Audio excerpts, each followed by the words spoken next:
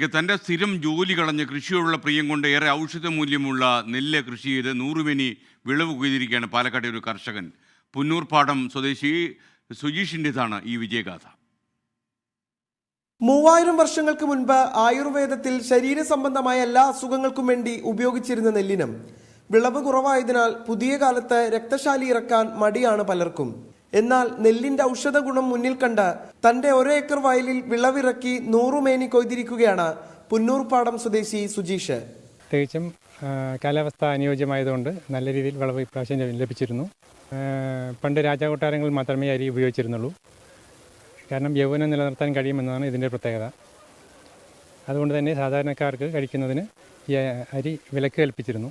ഇരുമ്പ്, കാൽസ്യം എന്നിവയുടെ അളവ് കൂടുതലായി അടങ്ങിയിരിക്കുന്നതിനാൽ രക്തശാലി അരി കഴിച്ചാൽ മുട്ടുവേദന, പേശി സംബന്ധമായ അസുഖങ്ങൾ, ഡയബറ്റിക്, ക്ഷീണം തുടങ്ങിയവയിൽ നിന്നെല്ലാം മുക്തി നേടാം. പണ്ട് രാജകൊട്ടാരങ്ങളിൽ മാത്രമേ രക്തശാലി ഉപയോഗിച്ചിരുന്നു.